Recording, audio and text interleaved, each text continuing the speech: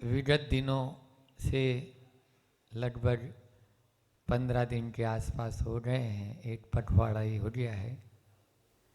और 15 दिन नहीं, क्योंकि कहानी बहुओं बहुओं की है, कई बहुओं से चली आ रही है। ये मनुष्य बहु मिला है। कल अपन ने सीखा कि किस प्रकार से हमने इस मनुष्य बहु को, इस दुर्लभ पर्याय को पाया है। उस दुर्लभ पर्याय को पाया अल्प आरंभ और अल्प परिग्रह के सहारे। यह प्रक्रिया प्रतिदिन हम सीख रहे हैं कि हम जैसा चाहें वैसा अपने आप को बना सकते हैं, जैसा चाहें वैसा बना सकते हैं। एज यू लाइक, आपको जो पसंद हो, जैसा अपन को पसंद हो। आचार्यों ने बहुत ही सरल भाषा में और सीधी सीधी बात कह दी कि ये बातें हैं, ऐसा ऐसा आप यदि आप करोगे तो इस गति में आप जाएंगे, या इस आयु कर्म के वन के लिए ये आश्रव के कारण हैं। इसी चर्चा में अपन धीरे धीरे आज चारों गतियों में मनुष्य गति, एक कल भी हमने बताया था जंक्शन जैसे चौराहा है ना, तिर्यंत गति और मनुष्य गति चौराहा। क्योंकि नारकी मरकर नरक में उत्पन्न नहीं होगा, और न वो देव बन सकता है। देव मरकर देव नहीं बनेगा, न वो नरक जा सकता है। देव कभी भी नरक नहीं जा सकते, ठीक है ना। और तिर्यंत जो है वो चारों गतियों में जा सकता है, और मनुष्य जो है वो चारों गतियों में जा सकता है, आ सकता है। लेकिन तिर्यंतों की अपनी एक सीमा है, वो सब जगह नहीं जा सकते। लेकिन मनुष्य के लिए ये खुला दरबार है कि वो सब जगह जा सकता है। वो मोक्ष भी जा सकता है, तो उधर वहाँ पर नीचे सप्तम नरक में जाने की भी उसके पास में योग्यता है। हर तरह की उसके पास में टिकट लेने की क्षमता है। अब ये हमारे ऊपर निर्भर है कि हम कौन सा टिकट लेते हैं। चौराहे से, जो चौराहे पर खड़े हैं अभी, तो कौन सी गली का चुनाव करते हैं, कौन से रास्ते का चुनाव करते हैं, कौन से मार्ग का चुनाव करते हैं, जिस मार्ग से हम सही स्थान पर पहुंच जाएं। अभी वहाँ पर अपन इस जगह ऐसे मोड़ पर खड़े हैं, वहाँ से सब रास्ते खुले हैं आपके लिए, और वो सब अपन उन्हीं के बारे में रोज प्रतिदिन यहाँ पर चर्चा अपनी चल रही है। आज उस देवलोक की ऊंचाई है ना, कहा गया है कि स्वर्ग जो है वो ऊपर की ओर है ना। जो भी अपन कोई भी यदि व्यक्ति जब अवसान हो जाता है तो अपन उनके नाम के आगे स्वर्गीय लगा देते हैं, है ना। भले काम उन्होंने कुछ भी किया हो, ठीक है ना, काम उन्होंने कैसा भी किया हो, लेकिन नाम के आगे स्वर्गीय परंपरा है। तो महाराज जी स्वर्ग की ऊंचाई को छूने के लिए क्या करें, तो ऐसा प्रश्न किया तो आचार्य उमा स्वामी महाराज ने उनको बहुत सरल शब्दों में बता दिया। कुछ नहीं, आपको सराज संयम, संयमा संयम, अकाम निर्जरा बाल तपांसी देवस्य, देवायु के आश्रव का कारण क्या बताया, ये कारण बता दिए सरल से, है ना। और फिर एक और सूत्र दे दिया, सम्यक्त्वम च, सम्यक्त्व भी होना चाहिए इसके साथ में। सम्यक दृष्टि की निर्मल, सम्यक दर्शन की जो दृष्टि की निर्मलता के साथ में ये सब होने चाहिए। वैसे एक बात बता दें, देव बनना तो बहुत आसान है ना, लेकिन उन देवों में भी उच्च क्वालिटी के देव बनना बहुत कठिन है। हाँ, नहीं तो देव बन जाएंगे वहाँ पर भी उस स्थान पर, यहाँ पर तो फिर भी आप लोग यहाँ बैठे हो, वहाँ पर तो वहाँ बैठना पड़ेगा जहाँ आप लोग जूता चप्पल खोल के आए हैं। ये किलविसिट जाति के देव, अम्बावरिश जो बढ़ाते ही रहते हैं, ऐसे देव दुर्गति कही। 3 तरह का तो देव दुर्गति है वो तो, है ना, भवनवासी, व्यंतर और ज्योतिष वहाँ तो इसलिए उसमें तो अवैमानिकों में भी उत्पन्न तो हुए इन कारणों से। सराज संयम, संयमा संयम और अकाम निर्जरा बाल तपांसी देवस्य, ये बाल तपांसी देव, ये देवगति के आश्रव के कारण बताए। सराट संयम का मतलब है जो राज सहित संयम है। राज सहित संयम, जो हमारा संयम वो कैसा है? राज सहित है, ठीक है ना। अभी यहाँ पर वीतरागी नहीं, जो शुद्धोपयोग से नीचे आ जाते हैं, शुभोपयोग में जो लीन है, वो सब सराट संयम है, ठीक है ना। वो सब क्या है? सराट संयम है, राग के साथ में है। अभी अभी मान लीजिए मुझे राग है नहीं है, अभी आपके साथ में मैं बात कर रहा हूँ, मैं और प्रवचन कर रहा हूँ या आपको उपदेश दे रहा हूँ या अपन तत्व चर्चा कर रहे हैं, तो ये क्या है? ये राग ही तो है। तो इसलिए सराट संयम, फिर सराट संयम के बाद में संयमा संयम, संयमा संयम, संयमा संयम। संयमा संयम का मतलब जो अणुव्रती होते हैं, अणुव्रती होते हैं ना, वो ये संयमा संयम है। फिर संयमा संयम के बाद में अकाम निर्जरा। अकाम निर्जरा का मतलब होता है कि एक होती है सकाम निर्जरा और एक अकाम निर्जरा। तो अकाम निर्जरा जो अपने आ रही है जा रही है, जो अपन ने कर्म को बांधा है, वो उदय में एक मैच्योर टाइम, एक समय अवधि के उपरांत अपना आप आता है, ठीक है ना। तो वो आपने सोचा समझा नहीं, मान लीजिए अभी आपको प्यास भी लग रही तो नहीं आप प्रवचन सुन लेते हैं, ठीक है ना। तो आपने त्याग नहीं कर रखा है, आपको पानी पीने का त्याग है क्या? नहीं है, अभी जाके पी लेंगे, यहाँ नहीं पी पाएंगे, ये वाला। तो ये क्या है? अकाम निर्जरा हो रही है। मजबूरी का नाम महात्मा गांधी, मजबूरी में कर रहे हैं। अब यहाँ बैठे हैं तो महाराज जी सामने भी, अब नहीं कर सकते हैं प्रवचन, चलो नहीं। लोभ अच्छा भी है उसमें, आप ऐसा नहीं है, शुभ कर्म का बंध भी कर रहे हैं, पुण्य का बंध भी कर रहे हैं, वो वहाँ पर आप जाते हैं अभी। लेकिन वो जो निर्जरा हो रही है, हमारा नियम है कि नहीं हम इतने बजे तक नहीं उठेंगे, या जो चर्या का समय उसी पे उठेंगे जब कमंडल में पानी भर जाएंगे। तो वो तो ये नियम के साथ में आप नहीं कर रहे हैं, ऐसा कोई आपका नियम नहीं है, आप मजबूरी में कर रहे हैं। तो ऐसा ये सब देवगति में जाने के कारण हैं। देवगति में मजबूरी में कर रहे हैं तो भी देवगति में जाने के कारण है, ऐसा नहीं है कि वो अधोगति में जाएगा। लेकिन उसमें वो चीज़ नहीं मिलेगी जो मैंने भी आपको बताया ना, कि देव तो बन गए लेकिन कहाँ के देव बने अपन? नीचे। और यही सब आप सम्यत्वम से, सम्य दृष्टि, अपनी दृष्टि की निर्मलता के साथ में करेंगे तो आप निश्चित रूप से ऊपर के देव बनेंगे। मिथ्यात्व के साथ करेंगे तो आप नीचे के देव बनेंगे। वहाँ ऊपर तो सम्य दृष्टि उत्पन्न होते हैं, है ना। 16 स्वर्ग से ऊपर 9 गेट तक मुनि महाराज जी भी जा सकते हैं मिथ्यात्व के साथ में। उसके बाद तो केवल अनुत्तरों में सम्य दृष्टि है, वहाँ पर अनुदिश और अनुत्तरों में। इसलिए आप सम्य मतलब मूल क्या हो गया? दृष्टि की निर्मलता।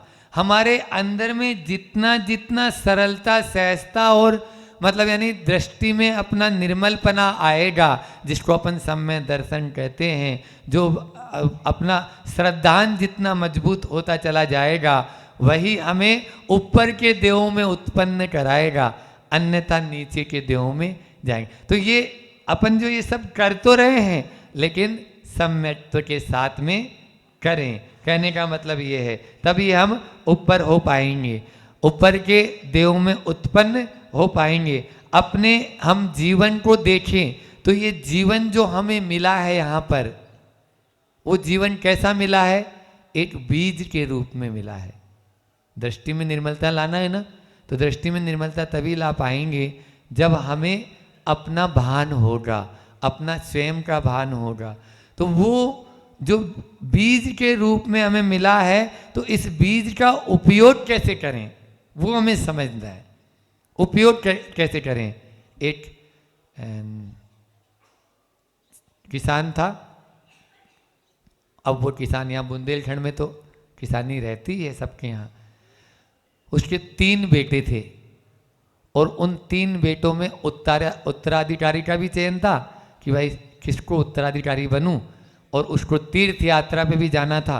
तो उसने सोचा दोनों परीक्षा हो जाएगी एक ही साथ में, तो एक काम करता हूँ, उन तीनों को 3 तरह के, कल हमने पाठशाला में बच्चों को भी सुनाया था, 3 पोटली, एक पोटली तीनों को दे दी बीज की, कि भैया ये बीज है ना, मैं तीर्थ यात्रा पे जा रहा हूँ, आऊँगा तब वापस ले लूँगा आप लोगों से। अब पहला था ज्ञानवान था, ज्ञानी था ज़्यादा। अरे जब आएंगे तब तुरंत खरीद के दे देंगे, कौन से विशेष है। अब वो बाजार में गया और उनको बेच के आ गया। अब पिता, पहले ऐसे थोड़ी था कि अभी सिटर जी गए हैं तो तुरंत आज ही वापस लौट के आ जाएंगे। पहले ऐसा होता था कि 2-4-5 महीने भी लग जाते थे, क्योंकि बैलगाड़ियों से जाते थे और धीरे धीरे रुकते जाते थे। कुंडलपुर बीच में पड़ गया तो 3 दिन वहाँ भी यात्रा कर ली अपन ने। फिर बौरी बंद आ गया तो वहाँ यात्रा कर ली। फिर इलाहाबाद में और दर्शन कर लिए। बनारस चले गए तो वहाँ पे रसी बनाने लग गए अपना, और है ना, तो रस बना हुआ हो गया। इस तरह से वहाँ पर और भेलूपुर आ गए, पारसनाथ इधर। इस तरह से होती थी तीर्थ यात्रा। ये अभी की नहीं, रिजर्वेशन करा लिया पहले आने का, जाने का नहीं। हाँ, बोले आने का सही कन्फर्म हो रहा है तो हम जाएंगे, नहीं तो जाएंगे ही नहीं, हमें जाना ही नहीं है। ऐसी स्थितियां बनी हुई है। लेकिन पहले ऐसा नहीं, तिलक करके भेजते थे, आ गए तो पिताजी हमारे, और नहीं तो वहाँ के, वह आ गए तो हमारे। तो ये अभी भी होता है दूसरी कौम में, मक्का मदीना वगैरह जाते हैं ना ये लोग, तो ऐसे ही भेजते हैं उधर उन लोगों को। तो इस तरह का तो ये होती थी। अब वो तीर्थ यात्रा पे गए तो वो इसने पहले ने तो बीजों को बेच दिया। दूसरे ने बोला, पिताजी ने दिया, श्रद्धान था उसको पूरा पक्का, पिताजी ने दिया तो कुछ विशेष बीज हैं, इनको तो डाइजे में रखो। डाइजा मतलब आपके उधर डाइजा बोलते, तिजोरी, तिजोरी लॉकर, तो उसमें रखो। अंदर उसमें क्या बोलते हैं, अपने तिजोरी में बंद कर दिया उसने आराम से, और बिल्कुल सुरक्षित। रोज अगरबत्ती उतारे उनकी आराम से कि ओम जय, हाँ करे उनके आगे। और तीसरा था, सो तीसरे ने अपने घर के पीछे गया और वहाँ पर जमीन थी, उस जमीन को उपजाऊ बनाया और उस जमीन में डाल दिए। 3-4 महीने बाद में पिताजी आए, तीनों बेटों को बुलाया, बोले बीज कहाँ हैं। पहला बोले अभी ला देता हूँ तुरंत। गया बाजार में खरीद के ला, ये तो वो बीज नहीं है, पिताजी बोलते हैं ये वो बीज नहीं है जो मैंने तुम्हें दिए थे। दूसरा को पूछा, बोला अभी पिताजी अभी लाता हूँ। गया, अब चौमासा का समय था, सो देखा तो पीछे वो जैसे ही उठाया तो उसमें कोई वजन ही नहीं बचा। वो जो पोटली थी ना, उस पोटली में कुछ वजन नहीं, वो ढूंढ गए, सब आटा बन गया और खा गए। वो इली विली क्या बोलते हो आप लोग, हाँ। तो अब तो वो मुंह लटका हुआ ला के दे दिया, पिताजी ये हैं बीज, ये हमने ऐसे थोड़ी दिए थे तुम्हें। बोले नहीं, ये तो ढूंढ गए हैं, चले गए हैं। इस प्रकार से उसने भी अपना अहित कर लिया। अब तीसरे को बोला पिताजी बीज आप ही देख लीजिए कहाँ हैं, चलो मेरे साथ में। और जैसे ही पीछे लेके गए, 1-8 किलोमीटर पे ही जो खेत था वहाँ पर देखा तो पूरी फसल लहलहा रही है। एक एक दाना हजार दाने में परिवर्तित नजर आ रहा है। पिताजी को भी समझ में आ गया कि सच्चा उत्तराधिकारी कौन है, और उसको भी समझ में आ गया जो था कि बीज की रक्षा कहाँ होती है। इस प्रकार से बीज जो है उसको सुरक्षित रखना है। अपन का ये जीवन मिला है ना, ये जीवन भी वैसा ही मिला है। इसको यदि मान लीजिए अपन कौड़ियों के भाव बेच देंगे तो भी कुछ नहीं है। वहाँ पर जो बाजार में जाके बेच रहा है वो कौड़ियों के भाव बेच के आ गया है। आप लोग यदि अपने जीवन को इसी प्रकार उपयोग करेंगे तो कौड़ियों में जा रहा है। और दूसरा ये है कि यदि तिजोरी में बंद कर दिया, मतलब विषय भोग रूपी तिजोरी में बंद कर दिया है, विषय भोगों में ही हमने लगा दिया है, तो भी वैसा ही हाल हो जाएगा। क्यों सुन रहे हो छत्रपति जी, लखपति जी, हाँ, वैसा ही हाल हो जाएगा जो उन बीजों का हुआ था। वो पोटली कुछ नहीं बचेगी, फिर उसके बाद में हम चाहते हुए भी कुछ नहीं कर पाएंगे। और तीसरा है उसने उसको बो दिया। इसी प्रकार से यदि आपको करना है तो तभी आप अपने जीवन को भी तभी देखो उसमें लगा पाएंगे कि चाहे वो सराज संयम हो, चाहे वो संयम हो, चाहे वो अकाम निर्जर करेंगे, तभी जब आप स्वस्थ रहेंगे। इसलिए विषय भोगों से तो हमको बचना पहले जरूरी है ये देवगति के आश्रव के जो कारण बताएं, अन्य कारणों की भी चर्चा 1 मिनट में करते हैं कि कल्याण मित्र संसर्ग, कल्याण मित्रों का जो संसर्ग करते हैं उनको देवायु का बंध होता है। आचार्य अकलंक स्वामी के हैं ये सब, राजवारती के। इसलिए जो कल्याण में, कल्याण ऐसा मित्र जो आपको कल्याण में लगाए, हाँ आपका कल्याण नहीं कर दे, नहीं तो वो तो जब तक आपकी जेब में वजन है तब तक आपका मित्र, और वजन खत्म होते ही बोले अब चल इधर से, कहाँ आ गया तुम, तो कोई मेरा मित्र थोड़ी है। ऐसे मित्रों से बच के रहना। मित्र अच्छा हो, नहीं हो तो अच्छा, खराब हो तो नहीं होता अच्छा है, लेकिन मित्र बढ़िया हो। फिर उसके बाद में आयतन सेवा बताई, जो देव शास्त्र और गुरु होते हैं उनके आयतनों की सेवा करना भी अपना जो है देवायु का कारण है। फिर धर्म श्रवण, तीसरा कारण क्या बताया है, धर्म श्रवण। देखो कल्याण मित्र का एक उदाहरण आता है आगम में, वारिसेन और पुष्पडाल का। वारिसेन जैसा मित्र होना चाहिए। दोनों मुनि महाराज बन गए, लेकिन वारिसेन जो है उसको फिर भी अटल ठिकान लगाई, छोड़ा नहीं उसको। 12 साल बाद में भी अभी इसकी जो काणी पत्नी है ना, उसमें ही ध्यान जा रहा है, चल घर पे। और उस काणी पत्नी के पास में ही उनको ठिकाने ला दिया। अपनी एज से एज बढ़कर उनकी पत्नियां थी, उनके चक्कर में वारिसेन और पुष्पडाल। तो वारिसेन जैसा मित्र होना चाहिए। फिर उसके बाद में है धर्म श्रवण। धर्म श्रवण, धर्म का श्रवण। देखो विद्युत चोर था, ये कहानियां अच्छी बड़ी बड़ी है। विद्युत चोर एक शब्द कान में गया भगवान, उसके पिताजी बोलते थे बेटा तू सब काम कर लेना, लेकिन भगवान महावीर की यदि दर्शन कर लिया, उनकी वाणी सुन ली, तो अपना सारा धंधा चौपट हो जाएगा, चौपट हो जाएगा। इसलिए कभी मत जाना उसके पास में। और जब वो भाग रहा था, भागते भागते भागते वो पहुंचा ऐसी जगह, ऐसे स्थान पर जहाँ पर कांटा चुभ गया। कांटा निकालने के लिए हाथ नीचे लेके गया और उधर सामने समोसरण से आवाज आई, देवों की छाया नहीं पड़ती, पलके नहीं झपटती। बस, अरे रे रे, ये तो भगवान महावीर के सब थे। तुरंत भागा वापस। तब तक पीछे से वहाँ अभय कुमार जो था मंत्री, श्रेणी राजा के जो मंत्री था ना अभय, उसने पकड़ लिया, बस जेल में बंद कर दिया। जेल में बंद करके डाल दिया और उसको बोला बता, और ऐसा वातावरण बना दिया कि वो सच तो बोलेगा ही नहीं, कभी भी नहीं बोलेगा।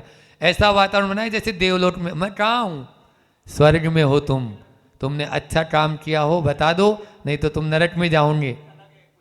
देखा वहाँ पर जो लोग, वहाँ पर जो, आज हमारी स्पीड नहीं बन रही है भैया, थोड़ा थोड़ा हम टाइम 2-3 मिनट ज़्यादा ले लेंगे, है ना, कोई बात नहीं। कोई बीच बीच में मैं भी इधर उधर हो जाता हूँ, तो 2-3 मिनट ज़्यादा ही चलेगी अब गाड़ी अपनी। तो उसके अंदर वो जो है क्या बोल रहा था, देवों की, तो वो बोलते हैं बताओ नहीं तो तुम्हें नरक में भेज देंगे, नरक में भेज देंगे। तो वो बोलता है ये जितने लोग हैं ना, इनकी तो पलके झपट रही है और छाया पड़ रही है, मैं कोई देवलोक में नहीं हूँ, ये मुझे बेवकूफ़ बनाना चाह रहे हैं और मेरे अंदर की बात छीनना चाह। मैंने कोई भी ऐसा काम नहीं किया, आज तक कभी मैंने किसी का कोई माल नहीं चुराया है, ऐसा वैसा उसने सारी चीज़ें बता दी।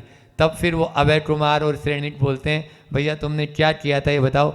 बस भगवान महावीर के वचन सुने थे, इस कारण से मेरी आज जान बच गई और अभय कुमार के कारावार से छूट के आ गया, नहीं तो वो लोग तो मुझे फांसी के फंदे पर चढ़ा ही देते। छोटा सा एक वाक्य, ये है धर्म श्रवण का फल।